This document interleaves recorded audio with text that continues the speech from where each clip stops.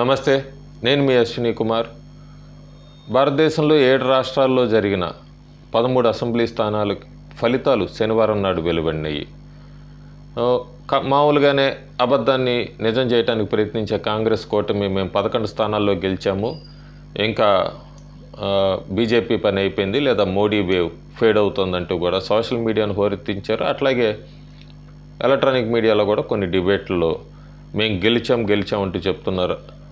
అయితే ఆ గెలిచామనే దాని మీద ఇప్పుడు వెస్ట్ బెంగాల్లో కాంగ్రెస్ పార్టీ టీఎంసీ మీద పోటీ చేసింది, అక్కడ ఓడిపోయింది 4 స్థానాల్లో. పంజాబ్లో ఆప్ మీద కాంగ్రెస్ పార్టీ పోటీ చేసింది జలంధర్లో, అక్కడ ఓడిపోయింది. సో వాళ్ళు కాంగ్రెస్ కూటమి గెలిచింది అని చెప్పి వాళ్ళ లెక్కలో వేసుకుంటున్నారు మిగతా పార్టీలు. అవంతా కూడా దాని మీద ఒక వీడియో చేస్తాను. ప్రస్తుతానికి నా ముందు వీడియోలో మధ్యప్రదేశ్ అమరవార అసెంబ్లీ నియోజకవర్గంలో బీజేపీ ఎలా గెలిచింది అన్నది విశ్లేషించాను. ఈ వీడియోలో ముఖ్యంగా ఉత్తరాఖండ్లో మంగళూరు అసెంబ్లీ నియోజకవర్గం గురించి మాట్లాడాలి. ఇక్కడ కూడా కాంగ్రెస్ అంతా సంబరాలు చేసుకున్నారు. ఉత్తరాఖండ్లో బీజేపీని ఓడిచేసాము, ఉత్తరాఖండ్ మాదే అంటూ కూడా హడావిడి చేశారు. అసలు ఉత్తరాఖండ్లో 2022లో బీజేపీ వేవ్ నడిచిన సమయంలో కూడా 2 అసెంబ్లీ నియోజకవర్గాల్లో బీజేపీ ఓడిపోయింది. అందులో ఒకటి మంగళూరులో ఎప్పుడూ పోటీ కూడా బీఎస్పీకి కాంగ్రెస్కే ఉంటుంది తప్ప ఎప్పుడు బీజేపీ రేస్లో లేదు. మనం గత 5 ఎన్నికల్లో చూసుకున్నా కూడా బీఎస్పీ 4 సార్లు గెలిచింది, కాంగ్రెస్ 1 సారి గెలిచింది. ఒకసారి మనం ఆ డెమోగ్రఫీ అసెంబ్లీ నియోజకవర్గంలో ఇప్పుడు 2024 ఉప ఎన్నికల్లో ఓట్ షేర్ ఏ పార్టీకి ఎంత వచ్చింది, అంతకుముందు ఏ పార్టీకి ఎంత వచ్చింది, అవన్నీ ఒకసారి వీక్షకులకు షేర్ చేస్తాను. అయితే ఇక్కడ ముఖ్యంగా మనం గుర్తుపెట్టుకోవాల్సింది ఉత్తరాఖండ్ ఈ నియోజకవర్గం మాత్రం హిందూ ఓట్స్ అంతా కూడా సాలిడ్గా పోలరైజ్ అయినాయి బీజేపీ వైపుకి. అంతేకాకుండా ముస్లిం ఓట్ బ్యాంకులోంచి కూడా కొద్ది క్రాస్ ఓటింగ్ జరిగింది. అవే చెప్తుంది మనకి ఓట్ షేర్ చూసుకుంటే కనుక మంగళూరు బైపోల్లో కాంగ్రెస్ పార్టీకి 37.91% ఓట్ షేర్ వచ్చింది.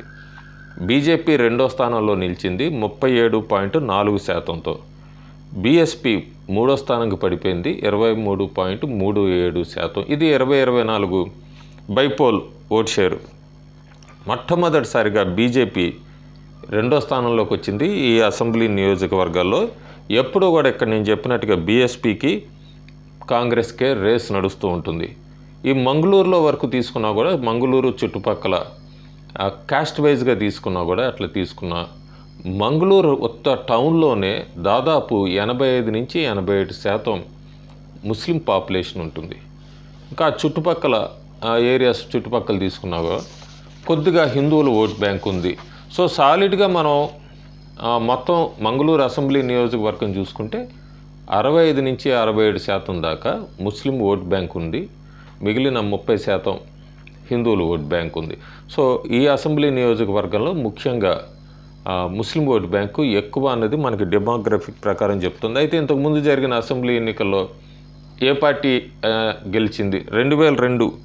2002 అసెంబ్లీ ఎన్నికలు చూసుకుంటే మనం బీఎస్పీ గెలిచింది అక్కడ 39.9% ఓట్ షేర్తో. కాంగ్రెస్ 2వ స్థానం 27.4%, బీజేపీ 3వ స్థానం అక్కడ 15.6%. అదే 2007లో చూసుకున్నా కూడా బీఎస్పీ మళ్ళీ గెలిచింది 36.9%. 2వ స్థానం అప్పుడు ఆర్ఎల్డీ 32%, 3వ స్థానంలో ఐఎన్సీ 26.9%.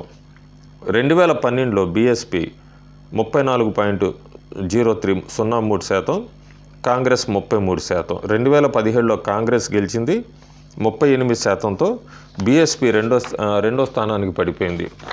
మళ్ళీ 2022లో బీఎస్పీ 37.18%, కాంగ్రెస్ 36.5%, బీజేపీ 2022లో ఉత్తరాఖండ్లో అంత వేవ్ గెలిచినా కూడా 3వ స్థానం ఈ అసెంబ్లీ నియోజకవర్గంలో 21%తో. సో మొత్తం 5 ఎన్నికల్లో చూసుకుంటే ఇక్కడ బీఎస్పీ 4 సార్లు గెలిచింది, కాంగ్రెస్ 1 సారి గెలిచింది.